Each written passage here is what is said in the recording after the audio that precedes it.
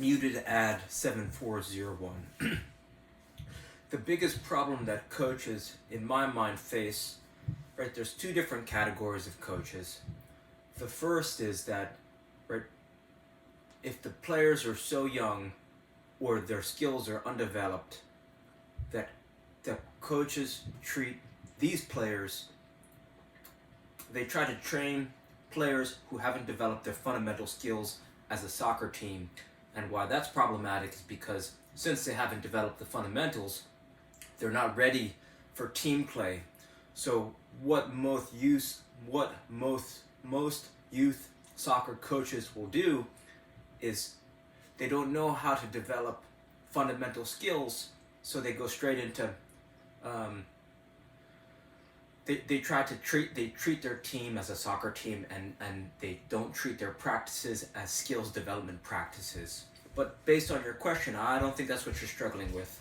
So, right, let's say that now you have players who have the fundamental skills, juggling, dribbling, and then you could say breathing and movement. So they know how to warm up, they can warm themselves up, they can dribble and they can juggle. And then when I say juggle, I also mean passing and shooting, right? Because I think you could say juggling is rhythmic passing, or you could say juggling is rhythmic shooting. Okay, so let's say that they have the fundamentals. What I've been seeing is that the next thing that coaches struggle with is developing a practice routine that's repeatable, that raises their intensity and their inter-team competition, and that's a lot of fun. I'm in soccer, I see a lot of questions in soccer coaching resources. I see a lot of questions in soccer coaching, and even in Boot Room subreddit.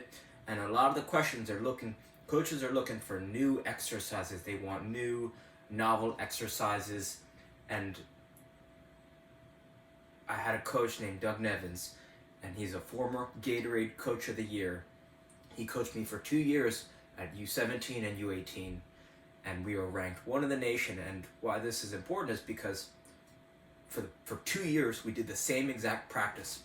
Every single practice we did the same sequence of drills, and the drills were possession, finishing on goal, crossing and finishing, and then playing to big goals on a small field with the team split up into 3 teams, and the team that was sitting out would play as neutral players with 1 touch on the outside. So it was King of the Hill style game. And since we did the same sequence of events every practice, as I look back, I realized that we started to get better at the practice because not only could we anticipate what was about to happen, but there was variation within each exercise. So even though that we knew we were going to play possession, there was not that we did different possession games. So for example, we would do a 2-team possession, and then you need to pass within your team 4 to 5 times to score 1 point, and then first team to 5 or first team to 6 won the possession game, something like that. Or he started to do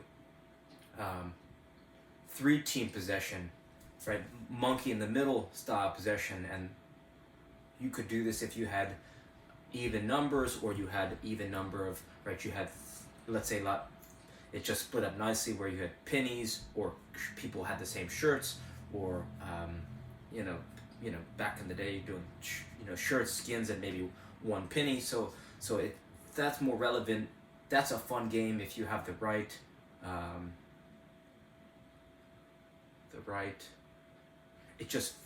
if you have the right number of players and the number of the right pennies to play the game. Because if you can't split your team up into 3, you can't really 3 different teams, and you can't execute this possession game.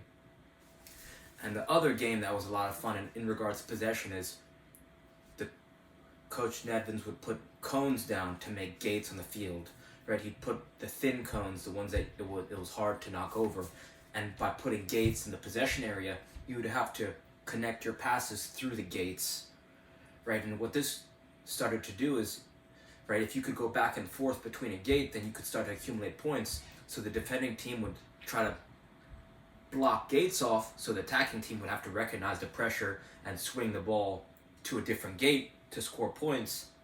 And what this does in games is it helps you shift the point of attack rapidly.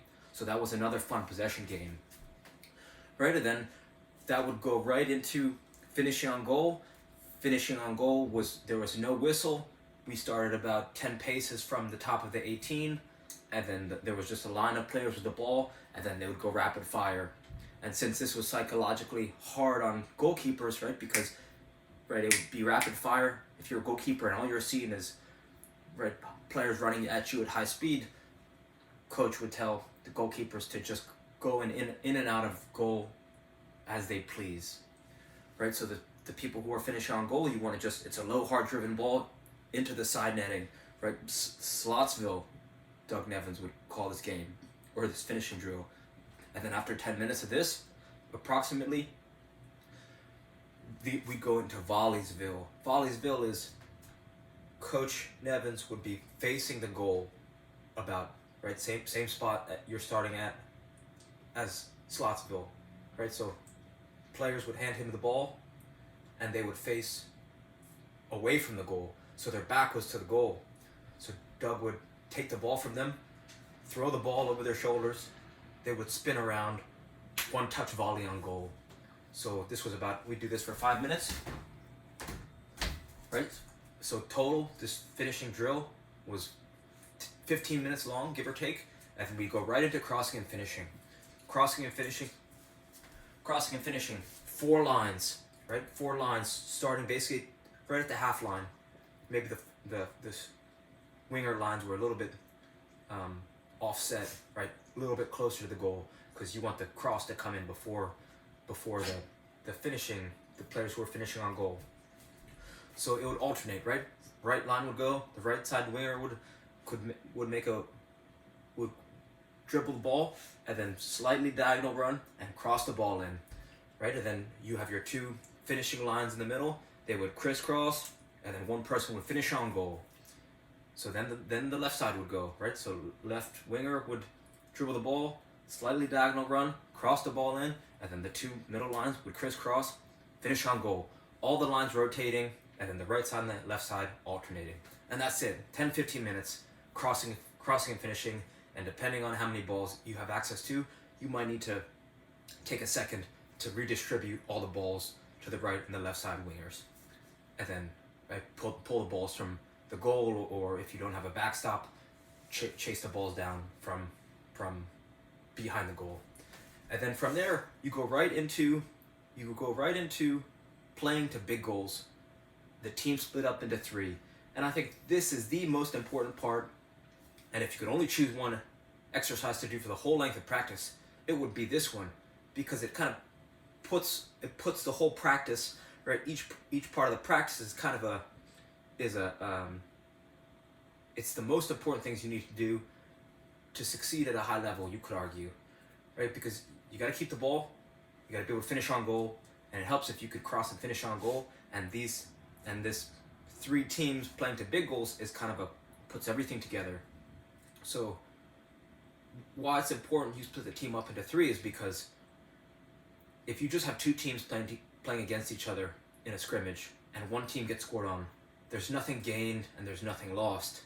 So when you split the team up into 3 and you create King of the Hill style with the team sitting out as bumper players, what happens is it really elevates the intensity of training.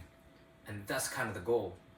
If your intensity during your practices is higher than any team that you come across, you're going to have a great season, because it's rare that you have a higher training intensity, and it's rare that in a game you play at a higher intensity level and you lose the game.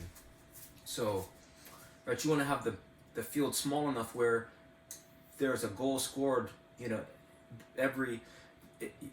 the teams shouldn't still be on the field past 2 to 4 minutes, right? That means your goals are too far away. You want to have it so that there's a rapid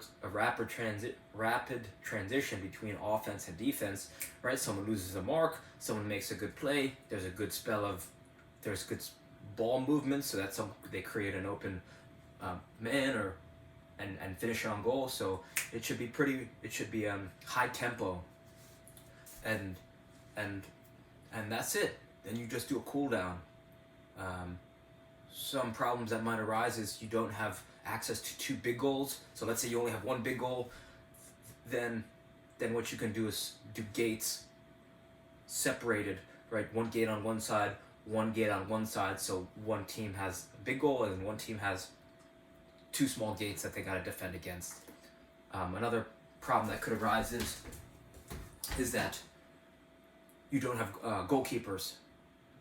So what you could do is have sweeper keepers, so the last defender is able to use their hands, right? Roman, they say, you could call it Roman goalkeeper or whatever. And I don't know why they call it that, but anyway, so or let's say you have no goals, then you could just do 4 sets of, right? Each team is defending a set of 2 goals, right? And this is going to make it so that if you go to attack and a team's defending on one goal, then it forces you to shift the point of attack to where you attack the other goal. And that's about it, right? Because what you'll start to see is that as you repeat this practice, your team is going to start to get better and better and better doing this.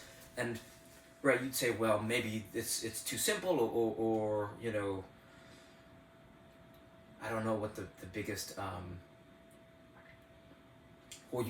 maybe a coach would say, well, it's too simple, or it doesn't feel challenging. It's like, well, you know, we were ranked 1 in the nation, in the whole country, at U18, PDA Cruyff, U18 boys, coached by Doug Nevins. We did this practice. Every single practice, it was the same exact practice, and it was so much fun, and we knew what was going to happen, yet we still responded positively to it because there's still nuances and there's still variation, even though it's the same practice every time.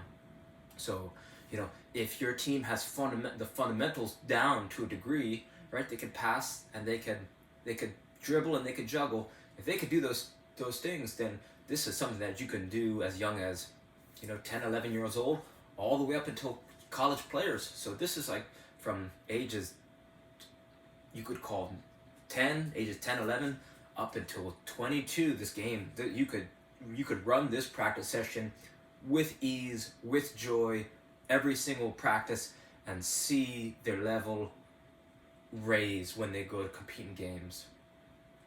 So, and in terms of gameplay, right, you know, it doesn't matter what formation you're utilizing with your team. You just want to make sure that they understand when you're attacking, that they spread out, open up attacking lanes, open up dribbling lanes, and shift towards, right, as a unit, they're shifting towards the other team's goal. And then when you're defending, you're compressing and you're sliding, right? You're using the team to defend. So the team is compressing and sliding to make it close passing lanes, close defending lanes, dribbling lanes, and shifting back towards their own goal, right? Most